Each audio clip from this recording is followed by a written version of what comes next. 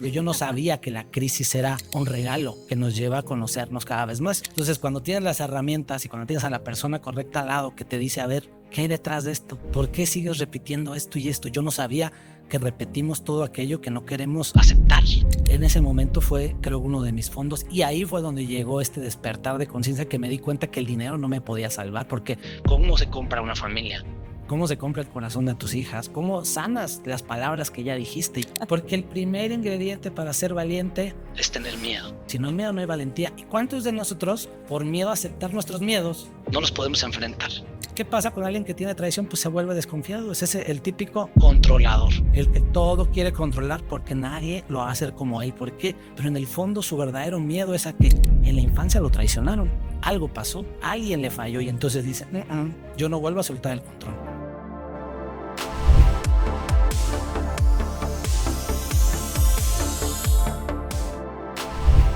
Pues bienvenidos a Conexiones, tu camino al éxito, un lugar a donde hablamos de historias que te van a inspirar, brindándote herramientas para desarrollar tus propios sueños y alcanzar así todos tus objetivos. La mejor conexión es contigo mismo y nadie avanza solo. Rodéate de personas que te ayuden y te impulsen a hacerlo. Y hoy tenemos un invitado muy especial, un amigo muy querido para mí que me ha compartido desde su experiencia, sus vivencias, y que ya ha estado con nosotros en otras ocasiones. Así que bienvenido, Rafa. Muchísimas gracias por aceptar esta invitación.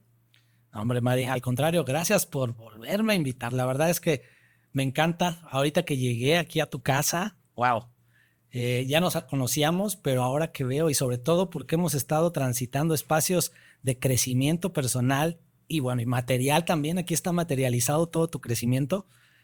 Me da mucho gusto, Mari, gracias por invitarme, estoy muy contento. Muchas gracias. ¿Quién es Rafa Rodríguez? Platícanos. Wow, qué pregunta, ya empezaste luego Ya con empezamos. preguntas rudas. ¿Quién es Rafa Rodríguez? Es un hombre que todos los días lucha contra sí mismo. Es un hombre que cada día busca conocerse más. Es un hombre frágil. Es un hombre que se equivoca, que se cae y que tiene la esperanza de que es un ser en proceso de transformación, que no soy un producto terminado. Yo creo que soy un hombre muy espiritual. Hoy creo que conecto mucho con la parte espiritual. No siempre lo conecté, por eso es que ahorita la destaco, porque creo que yo identifico en mí dos versiones. Un antes y un después de un despertar de conciencia que tuve hace cerca de 12 años ya. Y a partir de ahí puedo decirte esto, ¿no? Antes de ese día yo te hubiera dicho que yo era hombre, que te hubiera dicho, tengo 45 años, estudié esto, estudié aquello. Hoy eso no me identifica más esa vulnerabilidad, esa incompletud que identifico dentro de mí, donde todos los días es un nuevo comienzo.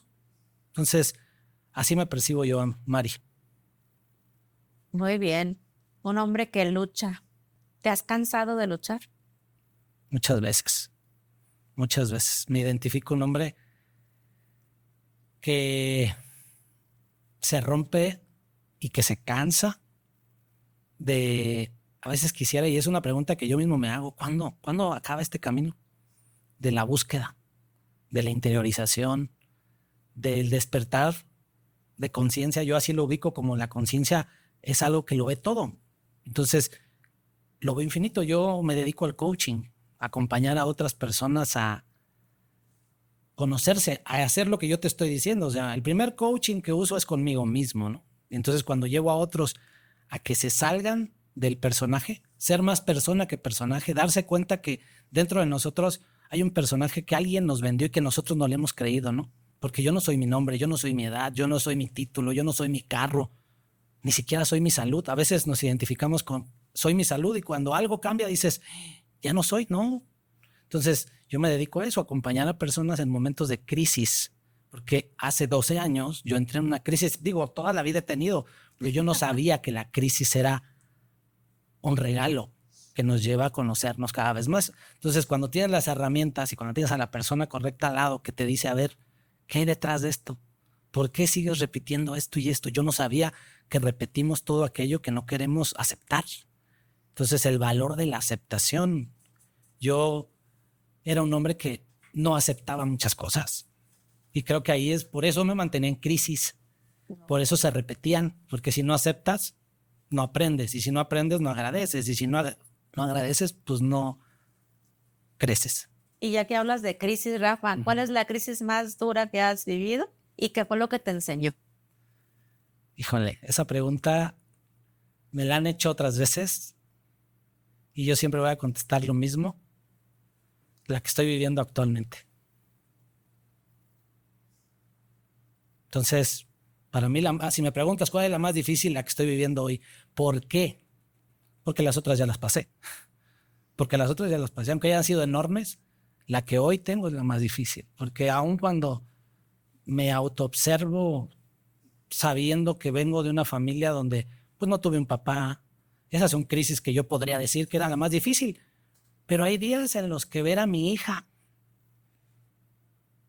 en una situación de desamor, que le rompieron el corazón, se vuelve mi crisis más dura, porque ese es en tiempo presente. Entonces, identificarme como un ser que quiere vivir en el aquí y el ahora, me da este poder de contestarte que la más difícil es la que hoy tengo enfrente. Vamos a recapitular. Imagina que a través de una crisis superada o de un desafío superado, tú puedes ayudarle a otras personas que nos están viendo en la audiencia, porque quizá estén pasando algo que tú ya has vivido y que ya lo superaste, y que a través de tu mensaje de cómo superaste ese desafío, esa crisis y qué fue lo que te enseñó, tú le puedas decir a esa persona, amigo, amiga, vas a estar bien, sí se puede. Este es el camino que yo recorrí. Claro. A eso me refiero con mi pregunta, cuando a través, porque ya he superado, cuando a través de tu experiencia le podemos brindar las herramientas a nuestra audiencia para que también el día de mañana sea como Rafa y diga, está superando. A hoy estoy viviendo lo de hoy. Entiendo. Mi respuesta tiene que ver más con la palabra más difícil, porque creo que todas han sido difíciles en su momento. No tener un papá fue muy difícil. Llegar a casa y no tener una mamá que te cuide era muy difícil. Pero también es muy difícil el día que no tienes, en mi edad adulta, por ejemplo, voy a hablarme hace un año. Hace un año por ahí tuve una ruptura de un accidente en mi pierna. Esa crisis fue muy importante. Pero también la de hace 3 años que me operaron de la espalda. Pero también la de a veces no tener, yo me acuerdo cuando no tenía para pagar la colegiatura de mis hijas. Entonces lo que trato de decir nada más es que no me gusta ver como que hay unas crisis más y otras menos. Me gusta creer que todas son difíciles y son únicas. Y se van a repetir. De tal forma que entonces cuando cambias la manera de ver la crisis, la puedes ver exactamente como eso, como información. Una crisis solo es información, solo es la vida diciéndote y haciéndote la pregunta, ¿qué necesitas cambiar? Para aprender de esto y llegar al siguiente nivel, porque una crisis siempre te prepara para algo nuevo, ¿no? Entonces, desde ahí te puedo platicar que, por ejemplo, vámonos ahora sí a una crisis, mi crisis existencial, que creo que fue la que me llevó a este despertar, que fue hace 12 años, pues fue haber tenido problemas de pareja. Creo que ese fue, recuerdo el día que mi esposa se cansó de un matrimonio pues que no estaba funcionando y que yo no quería aceptar que estábamos en crisis. Por eso creo que me puedo ir a ese punto, ¿no? O ver el día que mi esposa agarró a las niñas y se las llevó. Ese fue también un momento muy importante. ¿Fue ese el momento en el que sentiste que lo habías perdido todo? Sí, ahí fue donde dije, Rafa, algo no estás haciendo bien. ¿Por qué? Porque ahí tocaron todas mis heridas. Ahí tocó mi herida de abandono, porque al no haber tenido yo un papá y no haber tenido una familia como tal, unida, me refiero, Porque mi madre, digo, siempre estuvo presente, una madre trabajadora como esas mujeres luchonas, una madre entregada, una madre que hasta el día de hoy siempre está, pero cuando eres pequeño, pues necesitas otras cosas. Necesitas tiempo, necesitas atención. Entonces, en esa búsqueda, pues yo tenía un corazón que siempre estaba buscando estar acompañado y que la historia no se repitiera, ¿no? Cuando llegan mis hijas, yo dije, yo no quiero que mis hijas pasen por donde yo pasé. Entonces, bien lo dices, esa crisis fue un fondo para mí porque pues fue perderlo todo, perder la identidad, perder de a dónde voy, para qué estoy haciendo lo que estoy haciendo, qué sigue. En ese momento fue, creo, uno de mis fondos y ahí fue donde llegó este despertar de conciencia que me di cuenta que el dinero no me podía salvar porque ¿cómo se compra una familia?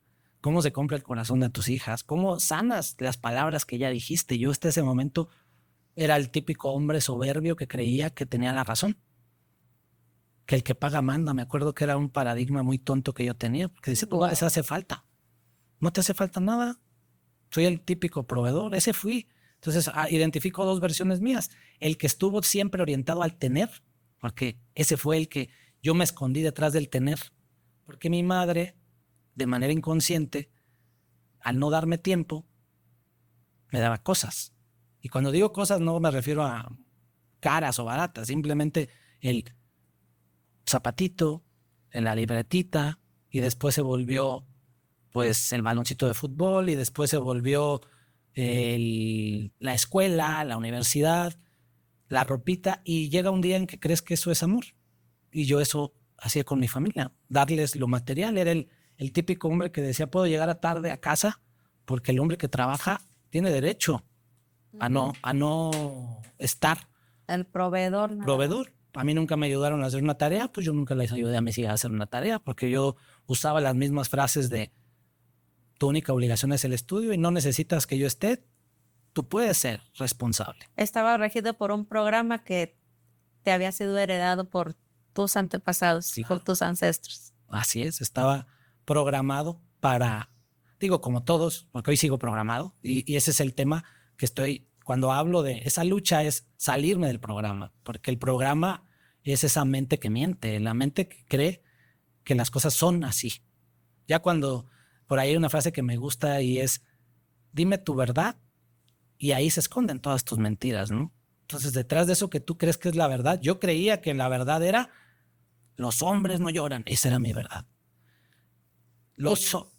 Y nadie tiene la verdad absoluta. La verdad absoluta. Darte cuenta que todo el tiempo estamos luchando contra esa programación que asume que las cosas son dentro de un cuadrito y que lo que está afuera, el que piensa diferente a mí, lo rechazo, lo juzgo.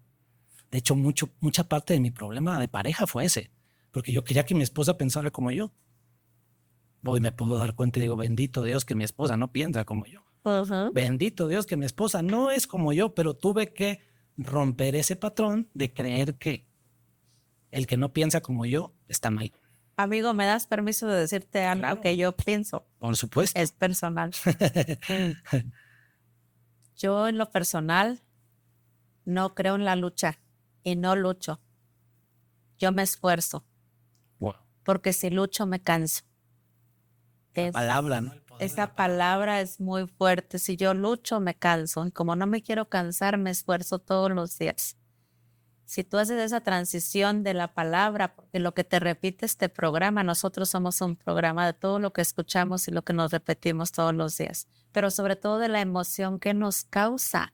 Cierto. Entonces, yo te comparto con mucho cariño que si tú transformas la palabra lucha a esfuerzo, va a haber una reacción en tu ser, en tu ser espiritual, en tu interior. Muy padre, porque se va a reflejar en tu hacer, en el exterior. Gracias, me acabas de dar un hack buenísimo. Y gracias, otra Mari. que te voy a decir, si me permites. Claro. Si me das permiso. Esa es mi versión ahora de escuchar, antes no escuchaba afuera. La esperanza, dicen por ahí, la esperanza nunca muere, pero yo sí. A ver, otra vez, esa me gustó ver. La esperanza nunca muere, pero yo sí. Yo no creo en la esperanza. Esperanza es una palabra para guardar a la gente esperanzado a que va a suceder algo por arte de magia y no va a suceder. La fe es la certeza absoluta de que lo que tú crees sucederá. Te cambio la palabra esperanza por fe. Bien, muchas gracias. Es algo que te lo comparto de verdad con mucho cariño. Si tú quieres que esto no salga aquí, que lo cortes. No. Porque me iba a sentir mal si no te lo decían y siguiéramos hablando de esperanza. En tu semblanza me hablas justo de que eres una persona de fe, pero que tiene esperanza. Entonces yo te cambio la esperanza por la fe. La fe es la certeza absoluta de que lo que tú crees va a suceder. Y mi madre fue igual que la tuya, luchadora, incansable, tenaz, trabajadora. Me dejó un ejemplo de tanto, pero sufrió tanto mi mamá. ¿Sí? Entonces, modifiqué eso porque yo también lo heredé por epigenética, por programa, ¿sí? Entonces, me esfuerzo y tengo la fe y la certeza de que las cosas son diferentes ahora, porque ella vivió su historia y ahora yo pido vivir la mía. Buenísimo. No, me encanta y tienes toda la razón. Muchas gracias, Mari. Te lo comparto con gracias por no guardártelo. La audiencia, por supuesto. Gracias. Y digo, como yo, quizás muchos de ustedes no nos hacemos conscientes, y a eso me refiero con la programación, no nos hacemos conscientes de nuestro inconsciente, de esa programación que traemos. Una palabra cambia todo, el significado, por supuesto. O sea, en vez de decir lucha, pues digo esfuerzo. Y a lo mejor todavía hay otra que puedo decir, en vez de esfuerzo, decir aprendo. Y a lo mejor digo acepto. O sea, el poder de las palabras, ¿no? Entonces, qué padre. Gracias por no quedártelo y por decírmelo, porque me hace todo sentido. En esta búsqueda, que creo que también ya no voy a decir la palabra luchar, voy a decir buscar. Estoy en una búsqueda, una búsqueda interior. Sí, entendiendo como gracias a ti y a esta plática, acabo de conocer otro pedacito de mí. No sé si lo alcanzas a ver. Sí. Y a lo mejor gracias a lo que estamos platicando, tú estás viendo un pedacito de ti. Eso es lo hermoso del lenguaje, ¿no? Cuando el lenguaje lo sacas de ese marco de juicio, sino te permites explorarlo como solamente piezas que te ayudan a ver la realidad. Es un rompecabezas.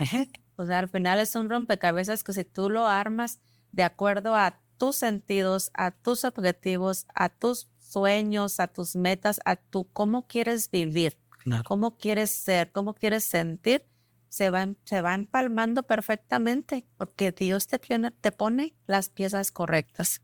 De hecho, digo, ahora que estamos ya en esto, pues parte de lo que yo desde hace 12 años me he dedicado es al coaching ontológico. Y el coaching ontológico, uno de sus piezas importantes es el lenguaje. Y nosotros decimos que el ser no existe fuera del lenguaje, somos seres lingüísticos. Entonces, ahí cabe completamente. El sufrimiento está en el lenguaje, por ejemplo. Si no hay lenguaje, no hay sufrimiento. Si cambias el lenguaje, el sufrimiento desaparece. La interpretación es una grabadora que tienes aquí. Algunos tenemos esa programación que dice, algo malo va a pasar, algo malo va a pasar. Eso. Y aunque no pase, ya está pasando, porque tú ya estás generando una emoción. Porque lo ves. El observador eres tú. Tú observas de acuerdo a esa interpretación, a ese lenguaje. Si cambias el lenguaje, cambias la realidad. Así es. Entonces, me gustó mucho. Muchas gracias, Mari. ¿Qué heridas de la infancia aparecen en tu vida adulta? Todas. ¿Cómo le ayuda esto a la audiencia? ¿Qué información tú puedes darle a la audiencia? Porque lo acabas de decir claro. Todas las heridas de la infancia aparecen en su vida adulta, pero si no las haces conscientes, pues tampoco desaparecen. Sigue siendo un niño herido, un niño lastimado.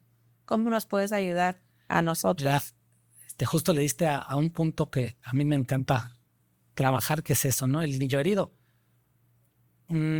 Somos, digo, ¿qué son para mí las heridas? ¿Qué son? Son la manera, las huellas que la vida va dejando en nuestro cuerpo emocional. Decimos nosotros en el lenguaje o en el coaching ontológico que el ser humano tiene 4 cuerpos.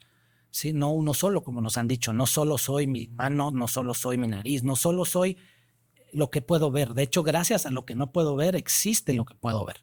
Y ahí es donde la ontología tiene sentido, ¿no? Porque arma y desarma el ser humano como algo más grande de lo que creemos que es. El ser humano no es solo lo que se ve, sino también lo que no se ve. Y 3 partes de lo que somos, es decir, el 75% de lo que somos, tiene que ver más con lo que no se ve. Uno de ellos son los pensamientos, que es el lenguaje, todo esto que hablábamos, ¿sí? El coaching identifica al ser humano como cuerpo físico, cuerpo mental, que ahí cabe todo el tema del lenguaje, pero que no es lo único. Otro cuerpo que identifica el coaching ontológico es el cuerpo emocional.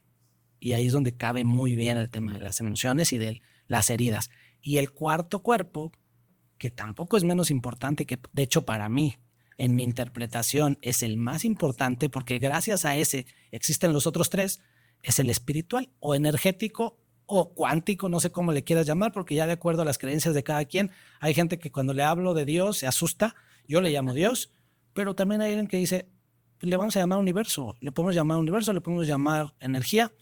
Ese cuerpo es el que le da sentido a los otros 3, porque ahí es donde somos infinitos, ahí es donde tú y yo no estamos separados, ahí es donde esta magia sucede, pero tienes que permitir que la mente se expanda para poderlo ver, porque si no la mente limita y dice, no, Mari es otra y yo soy otro. No, tú y yo somos uno. En el mundo energético, espiritual, los que estamos aquí no estamos porque queremos estar, es porque hay una fuerza infinita que nos trajo aquí, porque ya había una cita entre nosotros, nuestras almas tenían una cita. Ahí es donde para mí se expande todo, todo tiene sentido. Entonces, regresando al tema de las heridas, pues en el cuerpo emocional somos seres que de hecho en esta dimensión, y eso ya es salirme a otro tema, en esta dimensión venimos a experimentar emociones, ¿sí? Porque el cuerpo físico por sí solo no tiene sentido. La mente por sí sola no tiene sentido. La emoción es la que le da sentido a la realidad. A todos nos ha pasado que de acuerdo a la emoción, el mundo es.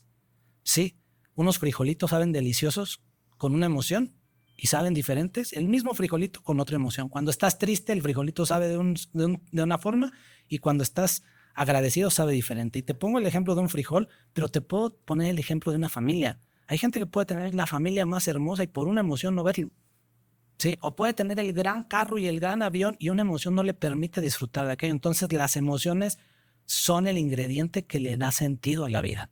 Pero nos enseñaron muy poco de emociones. Yo creo que las emociones para mí son el ingrediente. Es como, lo digo así, es como la gasolina del carro, ¿no? Es lo que nos mueve.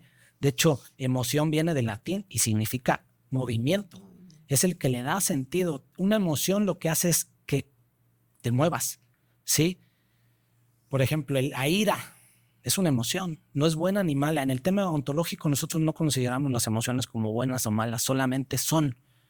La vergüenza es una emoción. ¿De qué sirve que yo no las juzgue como buenas y malas? Primero, que no las quiero rechazar, porque el problema de las emociones es que muchas veces las rechazas.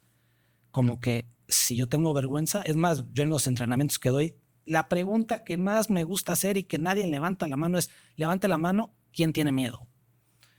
Y la verdad, a la gente le cuesta mucho trabajo. Digo, aquí tenemos gente valiente, ¿no? Tenemos audiencia aquí, tenemos gente y levantamos la mano. Levantaron la mano. Ellos ya están en el otro nivel, ¿sí? Porque el primer ingrediente para ser valiente es tener miedo. Si no hay miedo, no hay valentía. ¿Y cuántos de nosotros, por miedo a aceptar nuestros miedos, no los podemos enfrentar? Entonces, también el miedo te salva de muchas situaciones. El miedo es buenísimo.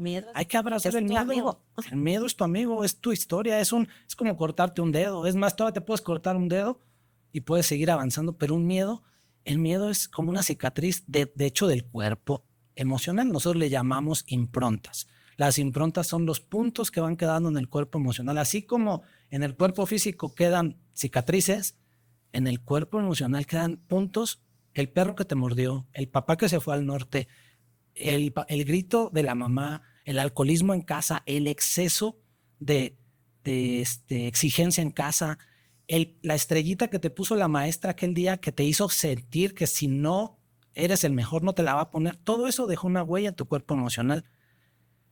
El día que perdiste el empleo, el día que se acabó tu matrimonio. Eso deja huellas en tu cuerpo emocional y ahí es donde lo ligo con las heridas de la infancia. Los adultos solamente estamos disfrazados en el cuerpo físico, con bigote, con barba, pero el cuerpo emocional no crece a la par del cuerpo físico. Muchos tenemos 45 años. Y siguen viviendo como niño herido. El niño herido, y el niño herido no sana hasta que no lo aceptas. Tienes que aceptar que hay algo que le faltó. Entonces ahí es donde se presentan, vamos a hablar de 5 heridas. Las heridas de la infancia, que es la más profunda de todas, se dice que es la herida de rechazo, sucede desde el momento de la concepción. Ahí es algo bien importante porque muchos creemos, y por eso el tema del aborto es tan subjetivo, porque desde el momento que ya la chispa divina, recuerden que son 4 cuerpos. ¿Cuál es el primer cuerpo de los 4 que se crea? El espiritual. Entonces, cuando la chispa divina hace así, cuando el esperma y el óvulo, en ese momento ya hay vida. El segundo cuerpo que se crea es el cuerpo emocional. Ya existe emoción. Si en ese momento tu mamá dijo, oh, yo estoy embarazada, emoción al vientre. El feto ya tiene una emoción. Si la mamá dijo, ¿cómo le voy a decir a mis papás? Hay una emoción. Y eso ya impacta. Y después cuando eres adulto no entiendes por qué sientes rechazo. Porque hagas lo que hagas, a eso le llamamos la máscara del perfeccionista. Aquel que todo lo quiere hacer perfecto por miedo a que lo rechacen. Pero esto viene desde la etapa, por eso se dice que la del rechazo es la más profunda de todas. Es la que sucede desde el momento hasta los 3 años más o menos. Todos tenemos todas. Después sigue la de abandono, ¿sí? Abandono. ¿Qué es abandono? Abandono es, no importa que tu papá haya estado, porque me pasa mucho con gente que platico, ¿no? Y me dice, es que mi papá siempre estuvo. Pues sí, pero el niño se sintió abandonado. ¿Cómo? A veces nada más porque lo hayan dejado en la escuela. Si el niño sintió y interpretó abandono, hay abandono. Sin juzgarlo, porque el cuerpo emocional no juzga, solo siente. Si el niño se sintió un día solo porque mamá se fue enfrente y ese día lloró 3 minutos porque no la encontraba, herida de abandono. No las juzguemos como malas. De hecho, Alfonso Ruiz y las identifica como la huella de abandono. La huella de abandono es un camino que todos tenemos. Todos tenemos huellas de abandono, huellas de rechazo, huellas de injusticia. Bueno, que ahorita hablaré de las otras. Entonces, el abandono, ¿qué pasa en alguien adulto que tuvo la huella de abandono? Es alguien que le duele que lo vuelvan a abandonar. Entonces paga altos costos para no volverse a sentir abandonado. Ahí estamos, esos que hemos dicho, pégame pero no me dejes. Esos que dices, si te vas me muero. Esos que decimos, con lo que se mueva me voy, pero no quiero estar solo. El miedo a la soledad es por la herida de abandono. Son las huellas que quedaron en nuestro cuerpo emocional y que cuando estamos adultos no entendemos por qué. Hagamos lo que hagamos, andamos en la búsqueda de no quiero estar solo, no quiero estar solo. Aguas. Ahí es donde por eso sí hay como huellas y hay que ir al origen, ¿no? La siguiente herida, la herida de humillación, que por sí mismo el proceso educativo, y si no lean el libro de los 4 acuerdos lo dice. Burning, de Miguel Ruiz. Pero en sí el proceso educativo, la despersonalización, la no aceptación. Fíjense, hay un punto bien interesante en esto y me gusta hablar de ello, ¿no? El proceso educativo en sí mismo deja huella de humillación. ¿Por qué? Porque hay un rechazo. ¿Por qué? Porque tu padre y tu madre y la mía, en ese mi niño debe de ser así. Porque hay una programación de que el niño debe de cruzar los bracitos y si no cruza los bracitos, pues no es un niño bueno y debe de sacarse 10. Hay como un checklist de cosas que el niño tiene que hacer, pero entonces el papá, ¿qué hace? Y le llamamos educación, lo metemos a la escuela para que le enseñen a hacer. Y ahí es donde yo le llamo el Frankenstein, porque dejamos de ser quien éramos para convertirnos en quien otros quieren que seamos y ahí empieza la despersonalización, porque no somos ni lo que éramos ni lo que otros quieren, porque jamás vamos a poder ser eso. Empieza ese momento de perder y luego llega la adolescencia y más adelante donde andas buscando la identidad y ahí es donde pues si el amiguito dice que esto es lo correcto y entramos en mundos complicados, pero el verdadero proceso está en eso, en que los papás asumimos que el niño debe de ser lo que yo quiero y ahí no se nos olvida que el niño tiene propios sueños, que tiene carácter, que a lo mejor él no quiere ser médico y tú quieres que estudie medicina como tú. Él no quiere tocar el piano. Es más, él no le gustan las matemáticas. Él le gusta el fútbol. Pero tú como papá, porque el modelo de estudio dice que las cosas son así y que tiene que ser por calificaciones y que qué tal si él no es bueno en matemáticas, pero es bueno en canto. Bueno, pero al papá no quiere porque se va a morir de hambre. Dice, te vas a morir de hambre si cantas. Entonces ahí es donde la huella de humillación queda, ¿no? Porque es una humillación para cualquiera no sentirse suficiente.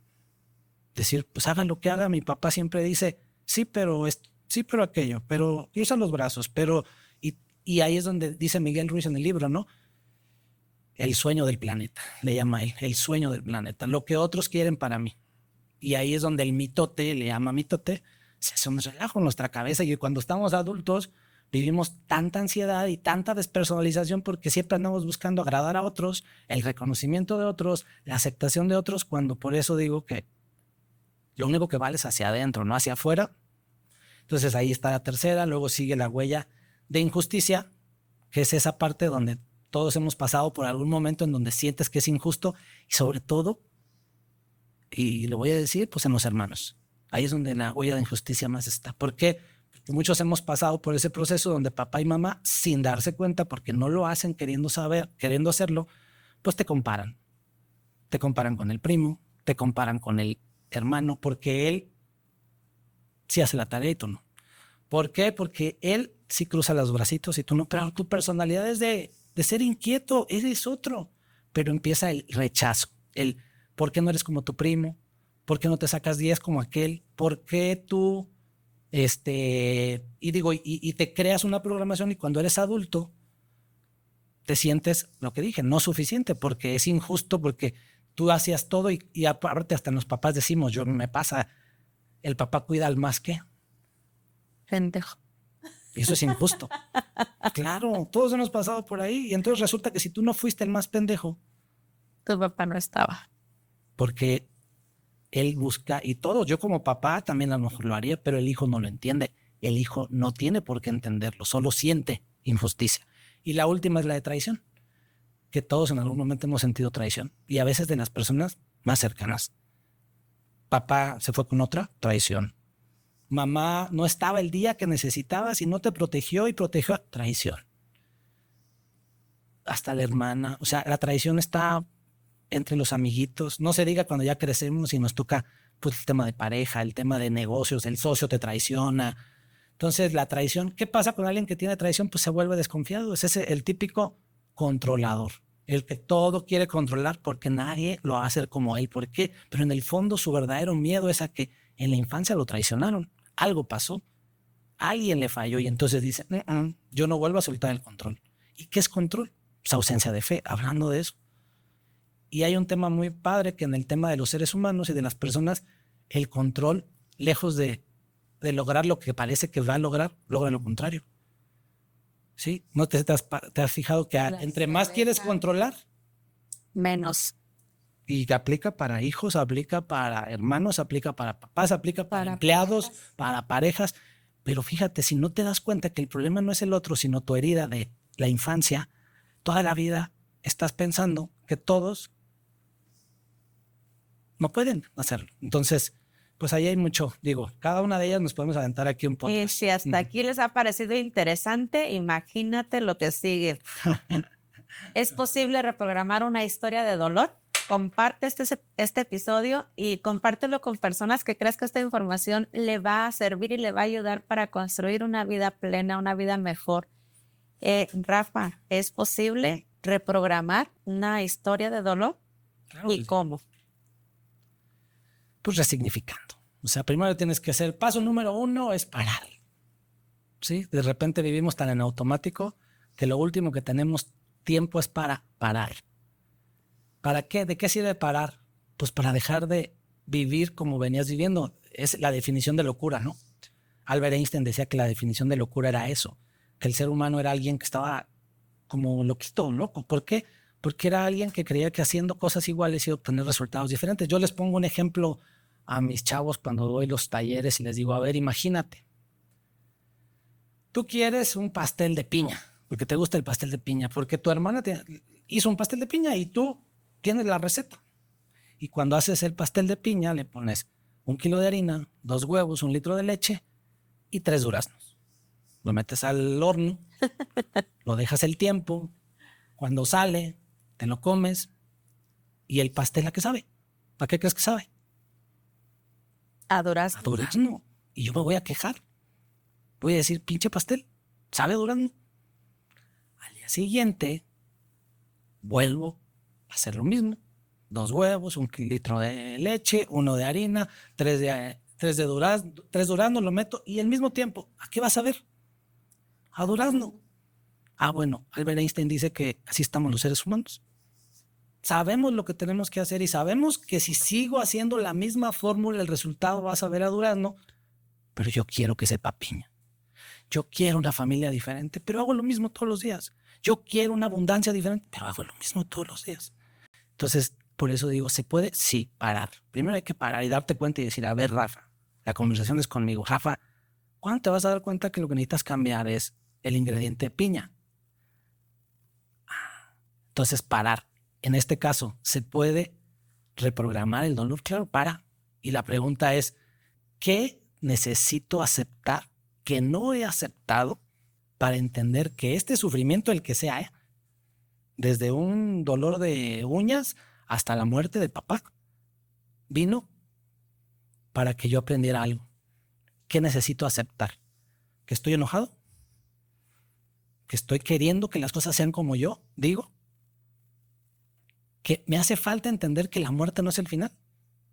¿Me hace falta entender que todo es impermanente? O sea, ahí es donde entramos nosotros, a acompañarte a repensar, a que cambies ese chip. Y a veces nada más, yo les digo, cuando cambian las maneras de ver las cosas cambian. Lo bueno no es bueno, lo malo no es malo, lo poco no es poco, lo mucho no es mucho, solo es una interpretación.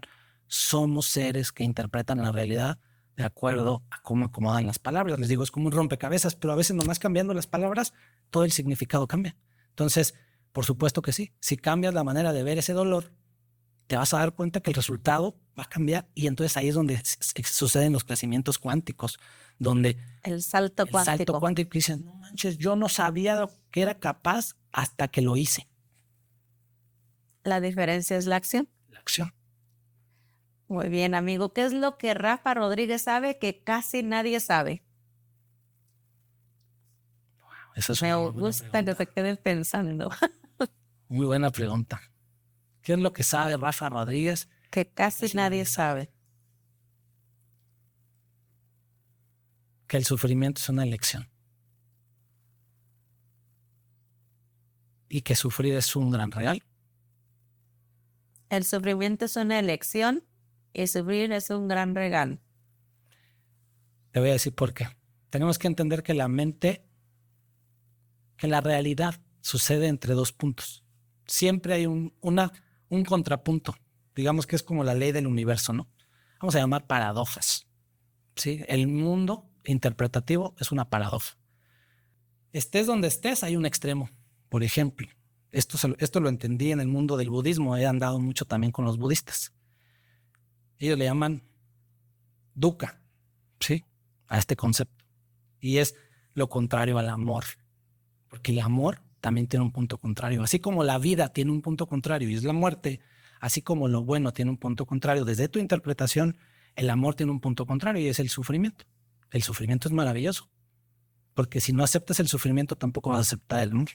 ¿Cuántos de nosotros no queremos sufrir y por lo tanto no llega el amor? Porque del tamaño de lo que amas es el tamaño de lo que va a doler el día que no esté.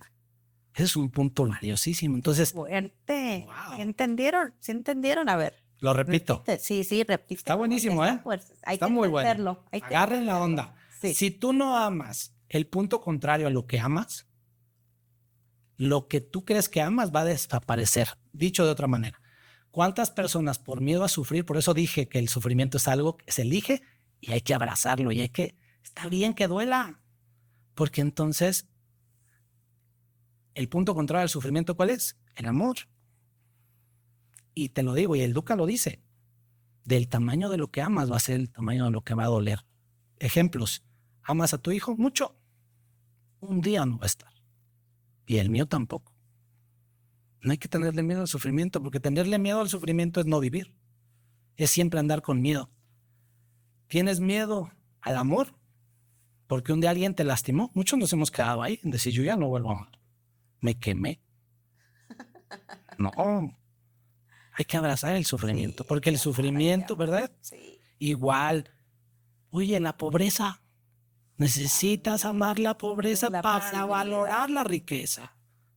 Sí, porque hay muchos que nos vamos nomás por un extremo. Yo quiero todo lo bueno. Es más, ahorita, mira, yo trabajo mucho en el tema de relaciones de pareja, es a donde me he especializado, en el tema de familia, por mi misma historia, ¿no? Mi historia fue de que alguien me ayudó. Yo estaba colapsado en mi familia. Yo perdí todo, ¿sí? Y en ese perder todo, pues la ventaja de perderlo todo es que también lo puedes reconstruir todo. Cuando no tienes nada, lo puedes tener todo. Entonces, en esa época de mi vida, pues yo me hice pedacitos, pensamientos suicidas y todo eso que ahorita digo, igual en otra platicaremos más a detalle eso. Perdí dinero, perdí familia, perdí amigos, perdí salud. Tuve por ahí llevo 2 operaciones de espalda. En una de ellas, en la última, hace 2 años y medio, 3, un año antes del Mastermind, pues ya me habían dicho, ya me habían hablado a mi esposa para decirle que ya había muerto en el quirófano, ¿no? Entonces, de esas cosas que Dios te regresa y dice, te dejo por algo. Si mi papá murió, wow. Si yo morí y a mí me regresó, a él no lo regresó, a mí sí. Entonces, el mismo doctor y el anestesiólogo decían, no sabemos qué pasó. Son de esas cosas que suceden, ¿no? Entonces, cuando tú no tienes nada, puedes tenerlo todo. Ahí entra esta parte de, me he enfocado mucho en ayudar a otros a que recuperen su familia, como a mí alguien me ayudó. Entonces, yo me he dado cuenta que uno de los problemas de las parejas, y esta grábensela, es que no sabemos amar. Fíjate, ahí te va. Estamos bien confundidos en muchos términos, pero en el tema del amor estamos confundidos. Porque hoy, sobre todo los chavos, solo quieren sentir bonito. Y sentir bonito no es amar. O que esté bonita la chava o el chavo, ¿no? Sí. O sea, el tema de lo atractivo, sin mirar más. Pero por eso le quiero meter este significado. O sea, el amor duele. Punto. Esa es la paradoja. El silencio grita. La paradoja. El mundo sucede en paradojas, en 2 extremos. Para vivir hay que morir. Si no mueres, imagínate que fuéramos eternos. Si así posponemos, si así decimos la próxima semana, imagínate que fuéramos eternos, diríamos, en 2854 años empiezo. Sí. O sea, la muerte tiene un significado muy valioso. El perder a las personas tiene un significado, pero ¿qué crees? Somos bien tontos porque aun cuando perdemos, no valoramos lo que sí tenemos. La salud es un regalo. Los que le hemos perdido, el día que no la tienes, te das cuenta que la tuviste. Entonces, ahí mismo en el tema del amor, las parejas no sabemos amar. ¿Por qué? Porque nomás te hablan un poquito feo en la chingada. Y sobre todo en esta época nueva Sí. de que somos, digo, y lo digo con mucho respeto, sé que a lo mejor me van a abuchear, pero somos papás de cristal. Yo me asumo papá de cristal y hago hijos de cristal. Porque con esas creencias de mi hijo no quiero que sufra lo que yo sufrí, cuando en realidad, escuchen bien y regreso al punto anterior, si amo el sufrimiento, no tengo por qué evitarle el sufrimiento a mi hija. Acompañémosla en el sufrimiento, porque sufrir es la mejor manera como la vida sucede, porque en el sufrimiento hay regalos, porque el sufrimiento es inevitable, porque vivir es inevitable y vivir es una interpretación y hay cosas que te van a parecer injustas, como por ejemplo que esta persona me haya traicionado y la pregunta es, ¿y quién te dijo que el que ama no traiciona? ¿Quién lo dijo? No, es que lo dicen, ¿quién lo dijo? Y yo te pregunto, ¿tú has traicionado? Yo sí. ¿Quién no le ha fallado a las personas que confían en ellos? Yo sí. Hasta uno mismo, ¿no? Te fallas a ti. Exacto. Que no le falles a otros. Pero ahí hay un juego de palabras donde hay una interpretación de que las cosas tienen que ser así. Y es que porque si me juraste y que dónde quedó y que tú... Ahí es donde si no trabajas en tu cuerpo emocional, toma el control de tu decisión. De hecho, muchas veces la pareja con la que vives o la pareja con la que ya no vives, la decisión la tomó tu niño de 8 años. Qué interesante, súper. La verdad es que sí, este tema da como para, mejor sigan a Rafa en sus redes sociales, hagan una cita con él, síganos. Síganos. Y vamos a avanzar en el tema. Sí, amigo, muy apasionante. Sí, amigo, ¿cuándo fue la última vez que lloraste y por qué? Hoy en la mañana. Hoy en la mañana.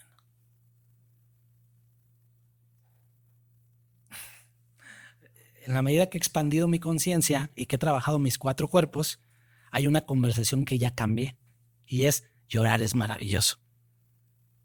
Y les pregunto, obviamente, sobre todo en los hombres, ¿no? Porque hay un paradigma que nos metieron que los hombres no lloran y eso es una mentira grandísima. Y yo les llevo al origen y les digo, a ver, ¿quién llora más? Recuerden que cuando nacemos limpios. ¿Quién echa a perder a un niño? Un adulto. ¿Sí? Los adultos somos los que echamos a perder a los niños porque les empezamos a meter nuestra programación a ellos y les empezamos a decir cosas como, cállese, los niños no lloran. Eso es de viejas. Usted no lave. Eso lo haces. Entonces, desde ahí ya les estamos empezando a programar.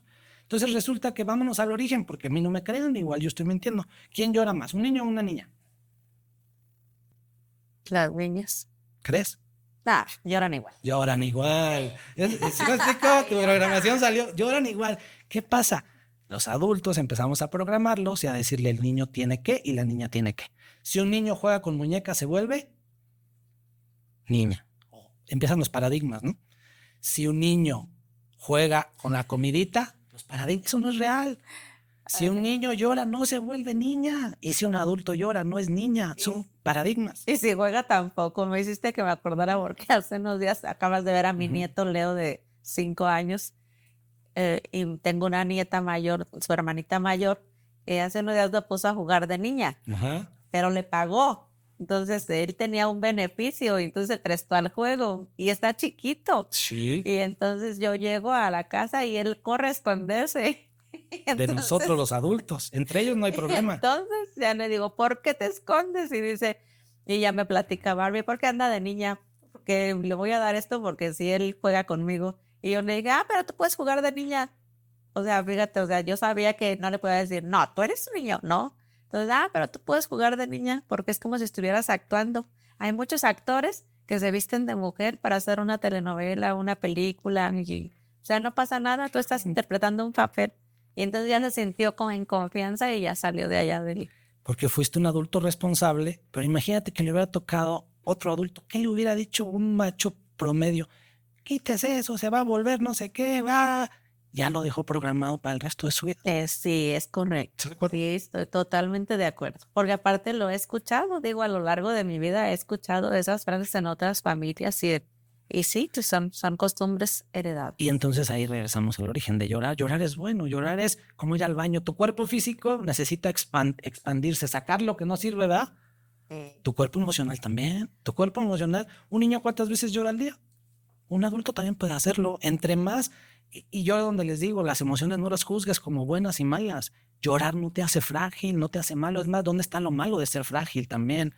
Y qué bueno ser frágil. Entonces me preguntabas que cuando lloré, hoy en la mañana, y digo, son las lágrimas de gratitud. Sales, observas, y dices, wow.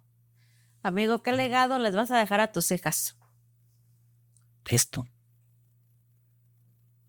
La parte interior, la parte de ser antes que tener.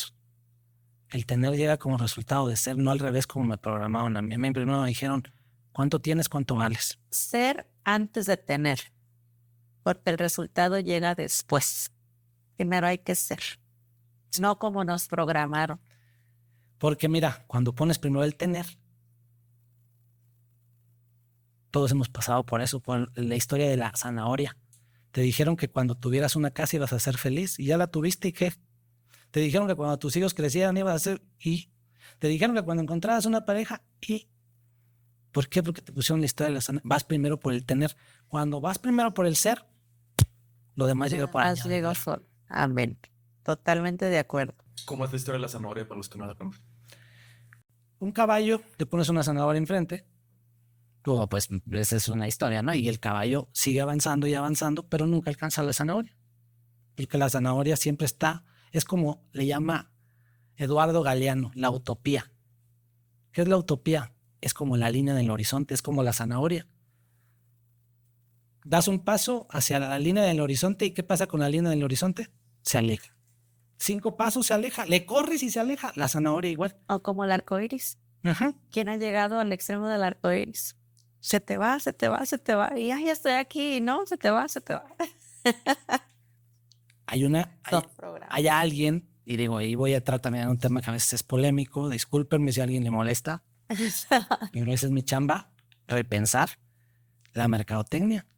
La mercadotecnia es un sistema que creó el capitalismo para que tú y yo creamos que necesitamos cosas, falsas necesidades. ¿Cuántos de nosotros, a través de la mercadotecnia, porque nos bombardean por todos lados, hemos puesto el tener antes que el ser? Porque la mercadotecnia te hace creer que para ser feliz necesitas un carro, que necesitas un viaje, que necesitas un avión, y entonces la insatisfacción siempre está presente porque hay un sistema de pensamientos que le conviene que tú creas lo que crees. Que no llegues nunca a casa diciendo estoy satisfecho. Que siempre estés pensando en más, en más, en más, en más. Sin embargo, y también aquí creando otra... Sí. Ya se nos acabó el tiempo, pero voy a debatir. Sí. La mercadotecnia se diseñó para eso, pero sin embargo también para inspirar a todas aquellas personas que no lo han vivido y que lo puedan vivir. Te lo digo yo, que para mí siempre fue un sueño, y que el poder viajar y el poder expandirte, porque somos posibilidad, todos podemos hacerlo. Lo mencionaste durante la charla. El no tener, pues te da para la posibilidad de tenerlo todo. O sea, si eres pobre, estás en el lugar correcto para ser millonario. Y si ya tuviste y te quedaste sin nada, estás en el lugar correcto para volverlo a reconstruir y mejor, ¿sí? Por eso es que personalidades grandes como el presidente de Estados Unidos, que ha perdido su fortuna en diferentes ocasiones y la vuelve a reconstruir, porque si un millonario pierde su fortuna, a los 5 años es millonario al doble. Pero las personas que piensan que se quedan en el no se puede, en el ya perdí, son las que no avanzan. Entonces, sin embargo, también la mercadotecnia, y yo voy por ese lado, también te sirve para inspirarte. O sea, ponte un objetivo. Yo no digo para satanizarla, sino no es como o sea, sí te entiendo el concepto, sí lo entiendo, pero sí es como, o sea, es para todos, pues. O sea, no es como el de nada más quiero viajar, porque entonces se convertiría en aquel rico que gasta para aparentar que es rico, pero que ni es rico, pero que, o sea, algo así. Okay, ahí quiero hacer un disclaimer, porque sé que a lo mejor por ahí, y me queda claro y está bien, porque como Mari, a lo mejor a alguien más le puede estar pasando. La percepción. Yo lo que me refiero, y recuerdo en el origen, dije primero ser, después hacer y luego tener. O sea, primero ser para tener. Cuando el viaje llega, y ustedes se los pregunto, como resultado de haber hecho lo correcto, es decir, seguramente este viaje se cortó. ¿Sí o no? ¿Está grabando en cuál?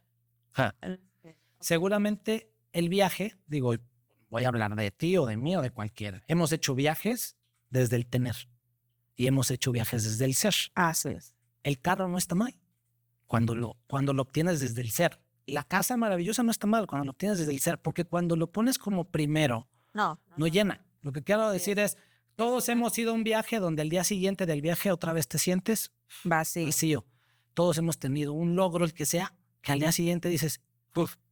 Y ahora ya tengo el iPhone, a eso es a lo que me refiero, que si no trabajas primero en tus heridas, de hecho, creo que, y me gustaría esa parte de decir, lo hablábamos al principio, ¿cómo se va a llamar el podcast? ¿Te acuerdas? Sí. Creo que por ahí puede ligarse todo esto, porque si no trabajas de la piel hacia adentro, lo de la piel hacia afuera no llena. Bueno, les platico que mi amigo va a tener próximamente su podcast, que se va a llamar, ¿cómo? El éxito viene de adentro. El éxito viene de adentro. Entonces aquí tenemos un tema fuerte con el éxito, porque para mí el éxito es una percepción, pero lo fantástico de este podcast es que cada persona va a ir a contar y hablar su propia historia, su propia percepción de éxito, ¿sí? Entonces va a estar muy bueno este podcast, y aquí mi amigo tiene mucho para compartir sobre el éxito, que hoy pues no vamos a ahondar mucho porque el tiempo ya se nos quedó atrás, pero sí quiero hacerte una pregunta, de hecho la dejé al final, relacionada con esto del éxito.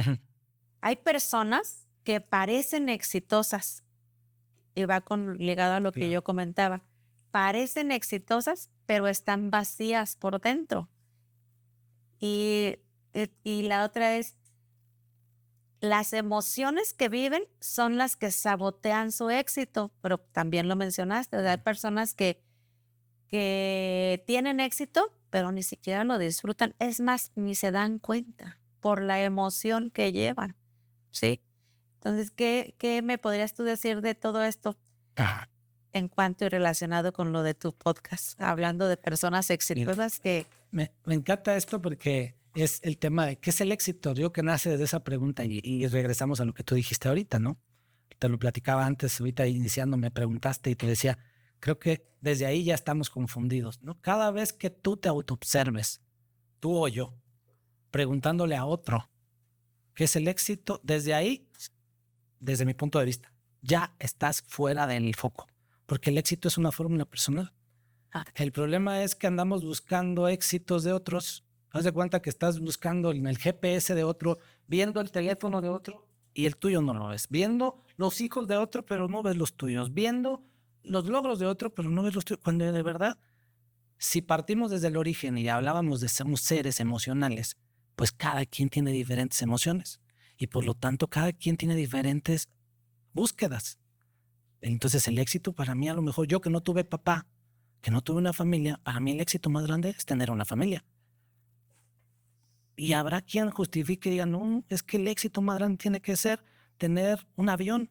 Está bien, para él es eso, para mí es la familia. Porque vemos el mundo desde nuestro pasado, desde nuestras heridas. ¿Quién decide qué es éxito? Tu niño interior. Entonces, desde ahí yo me pongo a repensar y digo, es parte de la dinámica, creo que el éxito, primero pues hay que buscarlo dentro.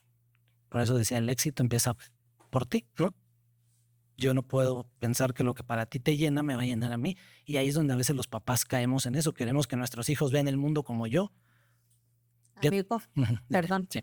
En varios momentos diferentes, ya deberíamos de terminar, pero en varios momentos diferentes has mencionado esa frase de yo no tuve papá. ¿Por qué no tuviste papá? Hoy puedo entender porque así tenía que ser. Obviamente te habla el adulto, ¿no? El hombre trabajado, pero el niño, pues es porque no lo entendía porque mi papá tuvo un accidente, murió cuando yo tenía 5 años. En el momento donde cualquier niño ve a su papá como el ídolo, en ese momento donde el mundo es perfecto, yo tengo una historia de mi papá como un hombre perfecto. De hecho, mi mamá me la refuerza. Todavía hoy, si le pregunto, mamá, dime los errores de mi papá, ella me dice, tu papá era perfecto. Durante mucho tiempo, la figura de un papá perfecto a mí me hizo mucho daño, porque yo no veía a un hombre imperfecto, yo veía un ídolo. Entonces, pues yo no tuve papá, yo quería ser como mi papá, como me contaban que era mi papá. Bueno para bailar, bueno para cantar, bueno para trabajar, bueno para ser esposo, bueno como hermano. Pues me crearon un panorama de algo ilusorio, ¿no? Entonces, pues esa es la historia por la que yo platico. Mi madre viene de un pueblo, se va a Zacapu a vivir con mi papá. Cuando muere mi papá no había nada más de familia. Mi mamá decide entre ser mamá o ser proveedora. Decide por lo segundo, se vuelve proveedora. A mi hermanita, que tenía 2 meses, el día que mi padre muere, mi hermanita tenía 2 meses, la manda a vivir con mi abuela. Y yo me quedo con mi mamá siendo el hombre de la casa.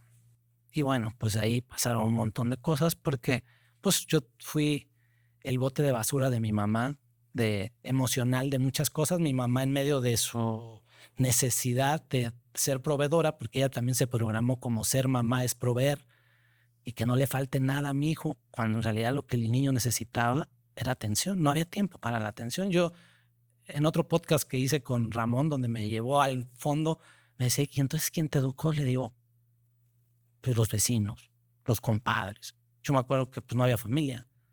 Entonces, pero mi mamá en esa exigencia, la verdad, hoy lo puedo agradecer. Sí, tengo altos niveles de ansiedad, porque un niño que le exigieron mucho, pues se vuelve ansioso, quiere ser perfecto. A mí me dijeron, tu única obligación es el estudio.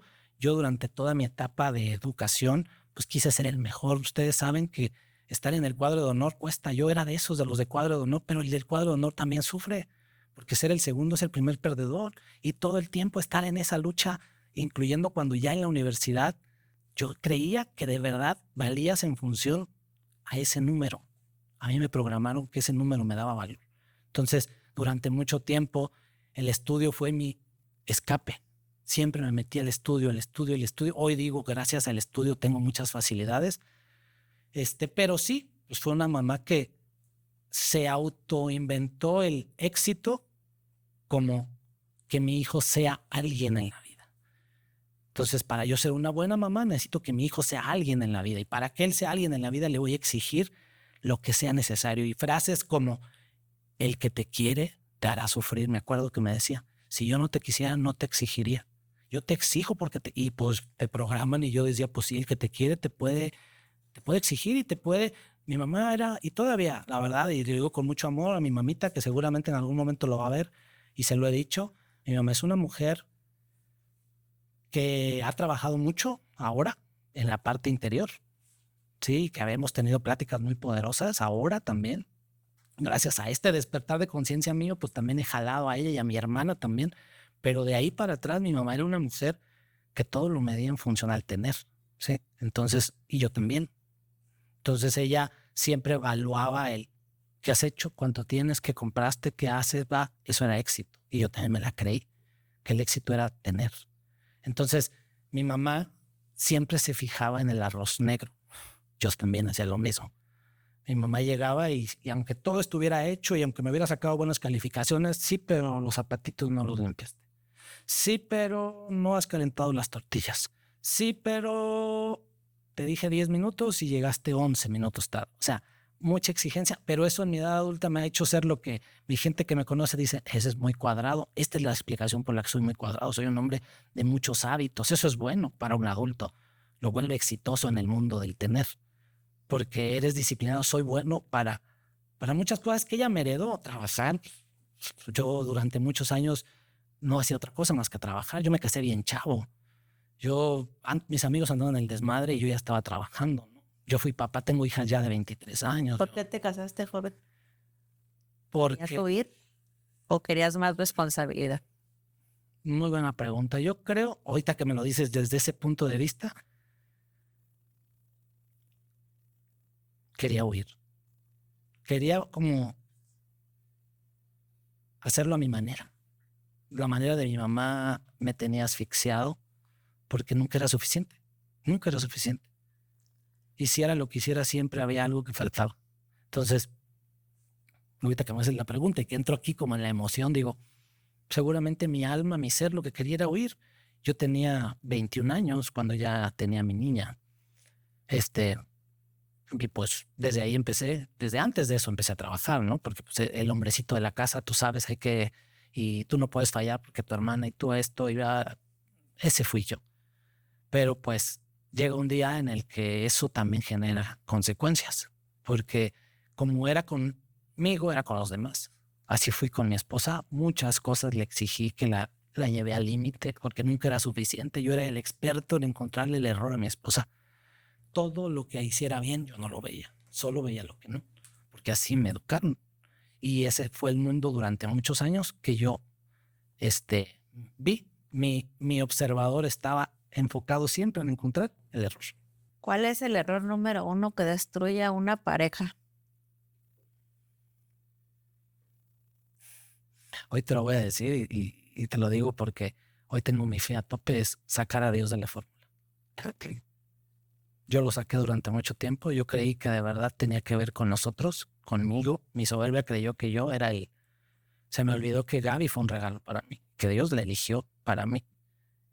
Y que el que no construye su hogar, hay un Salmo 127 y dice, en vano construye, en vano se cansan los que construyen la casa cuando no ponen a Dios en el centro. Yo fui de esos, de los que saqué a Dios de la fórmula durante mucho tiempo y nada era suficiente. Se volvió caótico, ¿no? Se volvió un matrimonio que no era amor. Por eso dije, no sabemos amar. ¿Amamos desde dónde? Desde nuestras heridas. Y amar es una elección. Y yo no sabía lo que era amar. Amar es perdonar. Amar es escuchar. Amar es a veces quedarte callado. Amar es comprender al otro y ayudarlo a que sea mejor. No que yo el amor lo veía como algo egoísta. ¿Y tú qué me das? Yo quería sentir. Entonces durante mucho tiempo se me olvidó que Dios era el que necesitaba invitarlo a mi hogar. en un acto de rebeldía. Yo estuve por ahí en el seminario alguna vez. O sea, Dios tocó a mi puerta muchas veces. En medio de esas crisis de no saber qué hacer con el chiquillo, en alguna ocasión me mandó al seminario a Ciudad de México. Ándale, a ver si así. A ver si allá. Dios y haces el Sí, cambio. y 2 veces me fui. Y las 2 veces me regresé. Entonces Dios tocó a mi puerta de muchas formas. Yo estuve en muchos movimientos de la iglesia y demás. Y yo era el rebelde, ¿no? Porque yo sentía que... Entonces creo que esa es la parte, sacar a Dios de la fórmula. Dices que te has especializado en parejas, en acompañarlas y guiarlas para que su matrimonio sea pues un matrimonio sólido. ¿Cuál es la conversación que puede salvar a un matrimonio? La conversación que puede salvar un matrimonio es: hoy es el mejor día para empezar. Todo lo anterior era parte del aprendizaje. Si hoy tú y yo como pareja estamos listos a entender que todo lo anterior Dios nos lo preparó para hoy tú y yo elegir que hoy es el inicio de una nueva vida, ahí inicia todo. ¿Por qué? Porque ahí es donde empieza todo. Haz de cuenta que agarras los libros y libros y libros de historia y los conviertes y los transformas en un crecimiento. Yo he tenido casos de parejas que después de lo que me digas salen adelante. Y también otras que no son capaces de perdonar, porque el perdón es la fórmula más importante. Primero hay que perdonarme a mí. Y hay unos que saben perdonar al otro, pero no saben perdonar a sí mismos. Entonces, a través del perdón, hoy es el mejor día, ¿no? Pero primero tienes que saber que todo lo anterior ya no lo puedes cambiar. El pasado no lo puedes cambiar. ¿Se puede recuperar la confianza en una persona después de que haber sido traicionada o engañada? Es una buena pregunta y cuando me la hacen les digo, no se puede recuperar, se puede crear. Ok, se puede crear. Crear. ¿Por qué consideras que las personas que te han tenido varias parejas atraen a una misma pareja con otra cara? Por la vibración. Porque somos seres que vibramos y atraemos lo que vibramos y vibramos de acuerdo a nuestras emociones. Entonces, hasta que no cambias tu vibración y tu manera de ver el mundo, no cambia tu vibración y por lo tanto no atraes algo diferente. Somos imanes de heridas. Jalamos desde nuestras heridas. Hasta que reprogramas. Hasta que reprogramas. Hasta que te haces consciente y reprogramas. Pues es importante reprogramarse continuamente. Por eso ya me anoté aquí con Mari en su programa. Vamos a trabajar porque hay mucho que hacer juntos. Amén, claro que sí. Si hoy tuvieras 5 minutos frente a una persona que está perdiendo la fe, ¿qué le dirías? Pero llevaría a ver el milagro de estar aquí. Estar aquí, aún sin fe, es un milagro. ¿Por qué? Porque tienes hambre. Tú no es que no tengas fe. Yo le diría, no es que no tengas fe. Tú estás enojado contigo mismo. Porque si tuvieras fe, no te tratarías como te tratas. Porque el no tener fe es vivir en el infierno, en la tierra. Es sentirte solo, sentirte angustiado. Yo le diría, y lo llevaría a ver alguna historia de su vida, de su hijo, de su esposa. O sea, para mí lo más importante es que nos demos cuenta que somos seres con 4 cuerpos y el cuerpo espiritual es ese, el que te conecta con el todo. Con el todo es perfecto, incluyendo no tener fe. Incluyendo estar enojado con Dios. Yo a veces he hablado con gente que me dice, estoy enojado con Dios, y digo, pues qué bueno. Claro. ¿Te enojarías con tu papá? Sí. Entonces, tienes fe. Estar enojado con Dios no es lo mismo que no tener fe. De hecho, dicen que hasta los que no tienen fe, cuando van en un avión y empieza la turbulencia, y en ese momento le hablan a un ser superior. Entonces, a veces yo le preguntaría, ¿qué más necesitas que pase para darte cuenta que no es que no tengas fe? Porque ahorita Dios te puede poner una prueba y vas a ver que la fe sale. Si ahorita tu hijo te llama y te dice, papá, mira, va a salir una fe a un ser superior que le vas a pedir, cuídamelo, por favor. Entonces, creo yo que es por ahí. Yo eso le diría, es ¿por qué te haces daño a ti mismo? No tener fe es como cortarte más que un brazo. Ver el mundo sin fe es vivir en el infierno. Vacío. Vacío. Pues ya lo sabes, si tú quieres asesoría o guía para llevar tu relación a otro nivel, escríbenos. Aquí vamos a dejar las redes sociales de Rafa Rodríguez, que es especialista en asesorar a las parejas, a los matrimonios, y que te va a dar y a brindar todas las herramientas que tú necesitas para subir al lugar a donde tú quieras estar, para construir lo que tú quieres estar, porque como ya lo digo, lo más importante es el perdón, ¿sí? Rafa, si tu vida fuera un libro, ¿cómo se llamaría? Wow, mi vida fuera un libro, ¿cómo se llamaría? Te diría, déjamelo para de tarea, pero no. Yo creo Ese es que bueno, sí, un libro titulado déjamelo de tarea. Déjamelo de tarea. Yo creo que se llamaría El poder, que el poder está en ti. Amén.